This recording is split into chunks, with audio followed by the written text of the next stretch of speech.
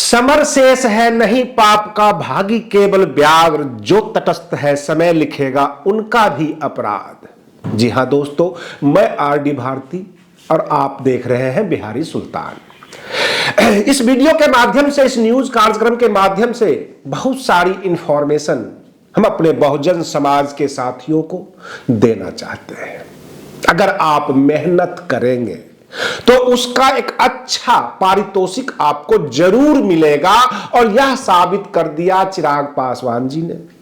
पूर्वोत्तर राज्यों के चुनाव में अगर 2 विधायक जिता लिया जाता है, जदयू और आरजेडी को टोटल वोट परसेंटेज 3.5% होता है, और अकेले चिराग पासवान यानी लोजपा को 9.5% वोट मिलता है। तो इसका मतलब है कि जो युवा, जो बहुजन समाज के चिंतक और राजनीतिक रूप से फर्टाइल लोग जो राजनीति में काम कर रहे हैं, अगर मेहनत करेंगे तो उसका फल जरूर मिलेगा। ऐसा तो साबित हो गया है। अब मैं आपको लेकर चलता हूं, उत्तर प्रदेश में एक चर्चित कांड, हथरस कांड हुआ था, जिसमें 3 आरोपी बरी हो गए, एक को उम्र कैद हुई, और उसके वकील जो उसके मुख्य अधिवक्ता सीमा कुशवाहा जी थे पहले से और अभी भी है, और वो बसपा की नेता भी हैं, जो उन्होंने इंफॉर्मेशन दी, जो बताई, यह जानना आपके लिए बहुत ज्यादा जरूरी है, क्योंकि केवल सेक्शन 304 SC/ST एक्ट, इसमें एक व्यक्ति को उम्र कैद की सजा हुई है, 3 को बरी कर दिया गया। परिवार की जो भावनाएं हैं वो अस्थि विसर्जन करने के लिए आज भी तैयार नहीं है, और परिवार के लोग कहते हैं मुझे न्याय नहीं मिला, पीड़ित पक्ष कहते हैं मुझे पूर्ण न्याय चाहिए। कोर्ट को हमारे संविधान के तहत कहा गया है, हम कहते हैं टेंपल ऑफ जस्टिस, न्याय का मंदिर, लेकिन जब वहां से पूर्ण न्याय नहीं मिले और पीड़ित पक्ष अगर संतुष्ट ना हो, तो जाहिर सी बात है कि पूर्ण न्याय नहीं मिला। अब पूर्ण न्याय कैसे मिलेगा, क्या उसमें परेशानी है, कैसे चालाकियां की गई, यह मैं पूरी जानकारी आपको दे रहा हूं। सबसे पहले जब यह कांड हुआ तो जो अन्याय हुआ, पीड़ित परिवार के साथ धमकियां मिली, सुरक्षा बाद में दिया गया, बहुत बड़े हंगामे हुए थे, और जो एक धर्म कर्म रीति रिवाज वह भी मनाने नहीं दिया गया। बाद में मुकदमे हुई, हाईलाइट हुआ, हाई कोर्ट ने सुमोटो एक्शन लेके परिवार को जो है सुरक्षा दिया, लेकिन 2 मुकदमा पैरेलल चल रहा था। एक SC/ST एक्ट में एक प्रोविजन है, एक नियम है कि पीड़ित परिवार को आवास, 25 लाख रुपये और एक सरकारी नौकरी का प्रावधान था कि दीजिए। वह जब कोर्ट में हियरिंग होती थी तो सॉलिसिटर जनरल ऑफ इंडिया यह कह के विरोध करते थे कि अभी जो ट्रायल कोर्ट में साबित नहीं हुआ है, इसलिए इनको मुआवजा नहीं मिलना चाहिए। ये उस वक्त की कहानी है। और अब ट्रायल कोर्ट का जो मेन केस है, जो मुख्य मुकदमा ओरिजिनल, उसमें 3 व्यक्ति को बरी कर दिया जाता है, एक को कन्विक्शन किया जाता है। तो पहला प्रश्न यह उठता है, क्या सॉलिसिटर जनरल ऑफ इंडिया जो विरोध करते थे कि पीड़ित पक्ष को किसी प्रकार का मुआवजा अभी नहीं मिलना चाहिए क्योंकि न्याय नहीं हुआ है, तो क्या वो जानते थे कि आगे भी न्याय नहीं होना है? ये सवाल है, संदेह है।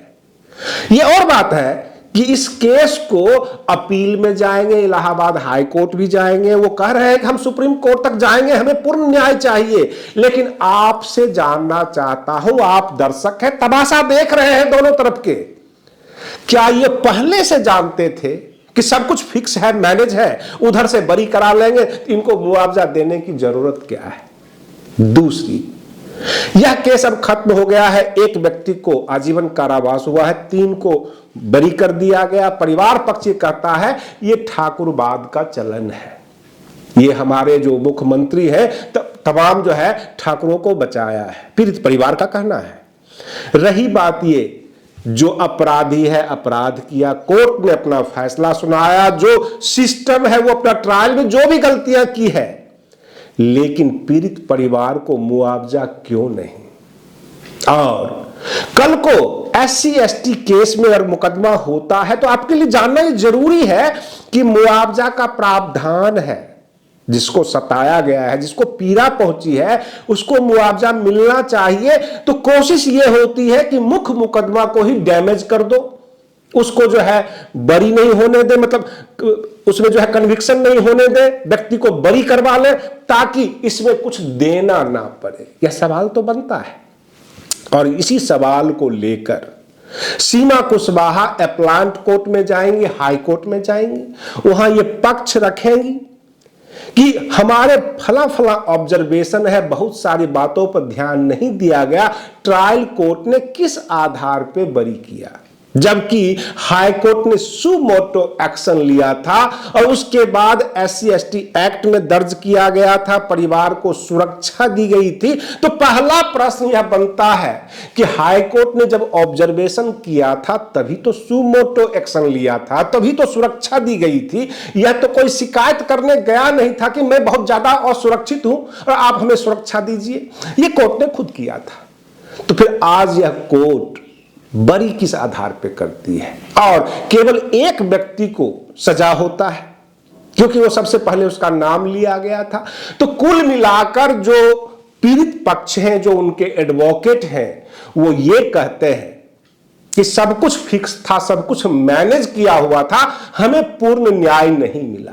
क्या आपको लगता है कि यह पूर्ण न्याय हुआ है या इसमें हाई कोर्ट और सुप्रीम कोर्ट का दरवाजा भी खुला हुआ है और वहां जोरदार तरीके से अपील होनी चाहिए और न्याय की मांग होनी चाहिए कि पीड़ित पक्ष को अभी तक कुछ नहीं मिला है? और कुछ इसलिए नहीं मिला है क्योंकि बार बार यह कहा जा रहा था कि जब तक मुख्य मुकदमा का न्याय नहीं होगा हम कैसे मान लें कि पीड़ित पक्ष को यह मुआवजा के हकदार हैं, और मुख्य मुकदमा को डैमेज कर दिया गया है। ये चालाकियां हैं सिस्टम में, ये अक्सर हमने बहुत सारे मुकदमे में, बहुत सारे जो है कार्यक्रम में हमने देखा है कि सरकार कैसे कैसे दाएं बाएं करके निकलती है। अब हम आपको बता देते हैं उत्तर प्रदेश की जो ताजा हालात है। ओम प्रकाश राजभर बहन मायावती जी की प्रशंसा करती है। वो कहते हैं कि जो बहन मायावती जी का 4.5 साल का पीरियड था वो काफी कानून के हिसाब से, लॉ एंड ऑर्डर के हिसाब से काफी दुरुस्त था, और उसके बाद ना सपा का शासनकाल सही रहा, गुंडाराज रहा, और जो योगी आदित्यनाथ जी का सरकार है वहां भी यही हालत है। चाहे इधर से गुंडागर्दी हो अथवा उधर से हो, चाहे पब्लिक की तरफ से हो अथवा पुलिस की तरफ से हो, दोनों पर आरोप लगाते हैं। तो बहन मायावती जी को वो क्लीन चिट देते हैं, प्रशंसा करते हैं। जब इन बातों को बसपा विधायक उमाशंकर सिंह जी से पूछा गया कि ओम प्रकाश राजभर प्रशंसा कर रहे हैं बहन मायावती जी का, तो उमाशंकर सिंह जो विधायक है वो कहते हैं प्रशंसा नहीं कर रहे हैं, वो सच बोल रहे हैं, उनकी आत्मा जागी है, वो सच बोलना शुरू किए हैं।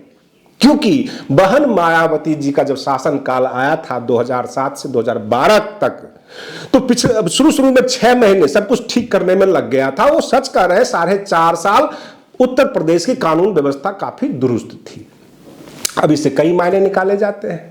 क्या ओम प्रकाश राजभर जी को सपा से हटा दिया गया, निकाल दिया गया अपने गठबंधन से, और भाजपा की वो प्रशंसा कर रहे थे, वहां दाल गली नहीं, तो अब बसपा में वो आना चाहते हैं?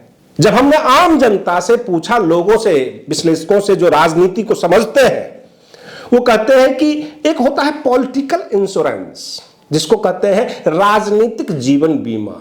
बहन मायावती जी को भी पॉलिटिकल इंश्योरेंस को लेकर चलना चाहिए, क्योंकि भाजपा ऐसे करती। भाजपा आज की तारीख में मजबूत है, लेकिन अनुप्रिया पटेल, संजय निषाद और जो भी छोटे छोटे दल के नेता हैं किसी को छोड़ते नहीं है। यहां तक महाराष्ट्र में एकनाथ शिंदे को मिलकर सरकार बनाई।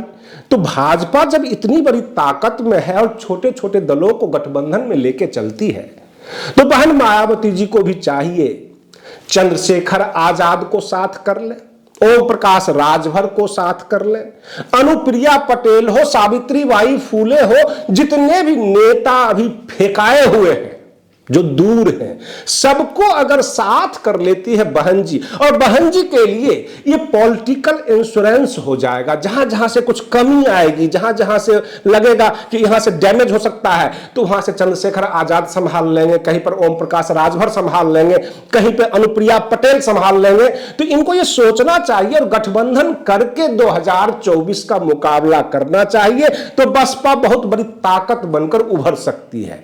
यह कितना सच है, इन बातों में कितना दम है, ये आप अपना कमेंट्स के जरिए हमें जरूर बताएं। और आप बने रहिए बिहारी सुल्तान चैनल पर, बिल्कुल लेटेस्ट न्यूज लेकर मैं फिर अगले वीडियो में प्रस्तुत हो रहा हूं। तब तक के लिए धन्यवाद।